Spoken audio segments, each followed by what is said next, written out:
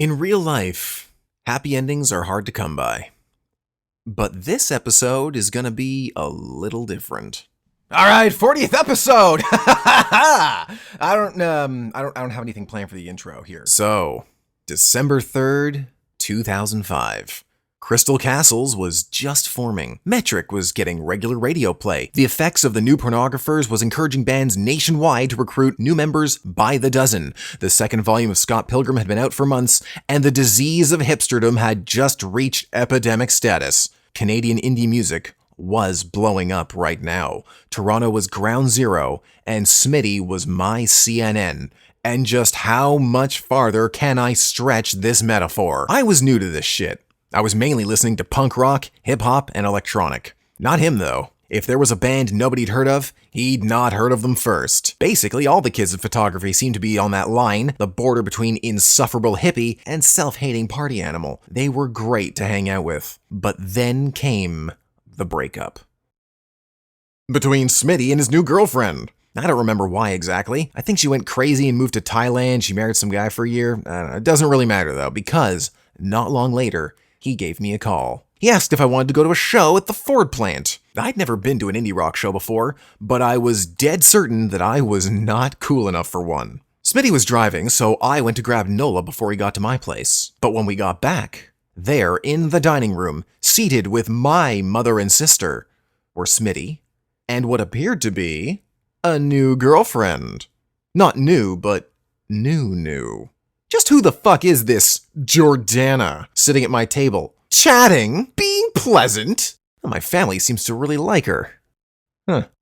I do too, actually. Yeah, she's, I don't know. Got a good feeling about her. Comfortable to talk to. Smiley. Very smiley. Okay then, let's get out of here. So we all piled into Smoot's car and left town, doing a $1.20 westward into the inky black of farmland highways, until we got to Brantford.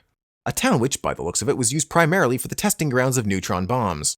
Is this indie? Is this what hipsters do? Go to an escape from New York hellscape and risk getting murdered to hear the latest jams? Am I dressed cool enough? Do I have to grow a mustache? Or do they quiz you when you leave? Because I don't know anything. Okay? I don't even know shit about the bands I listen to. Like, who's the lead singer for Weezer? Buddy Holly? Fuck.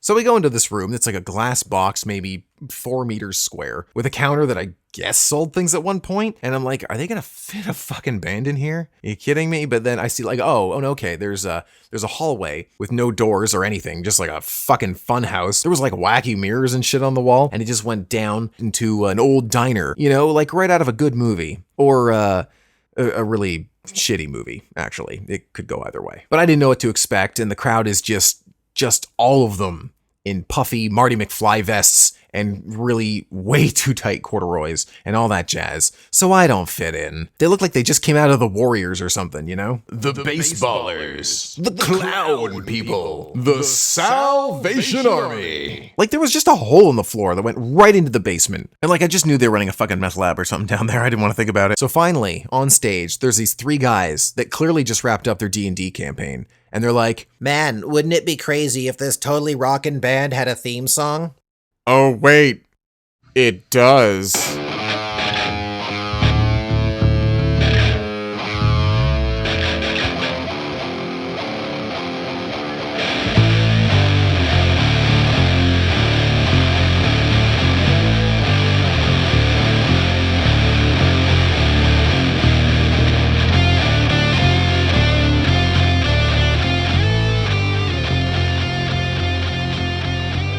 Jordana, though, they're having a good time.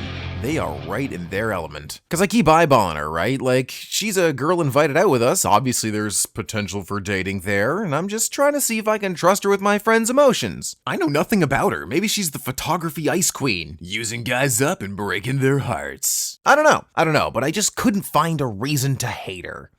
I tried, but she was really nice and personable, and I was thinking, you know, everything's gonna work out.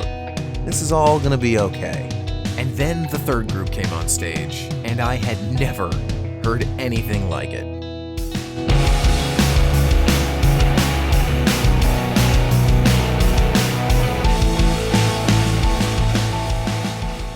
So I stood there and listened, Surrounded by 100 drunk, scruffy, sarcastic, head-bopping Indier-than-thous with my half-Asian artist girlfriend and my photographer major comrades in a run-down corpse of a city listening to bands I didn't know playing a genre I didn't even know existed, it occurred to me, then and there, this was the coolest I had ever been.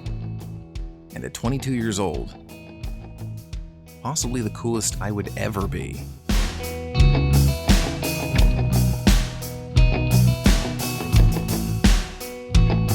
So, the night over, we drove back to Oakville in the middle of a snowstorm without much talking. My ass wet because I'd left my window down. And I thought about the future. Would we go to more shows? Would the four of us become lifelong companions? Will I ever stop worrying so damn much? Well, it's been almost 10 years since that night. Me and Nola, well, we didn't make it. Not by a long shot. But this one wasn't about us.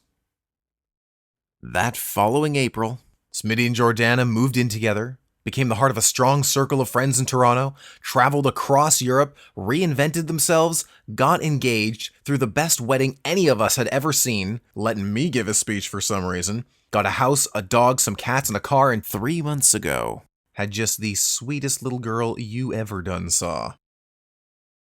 Telling a story can be a strange thing. The events of our lives all blend together, so you never really have a true ending.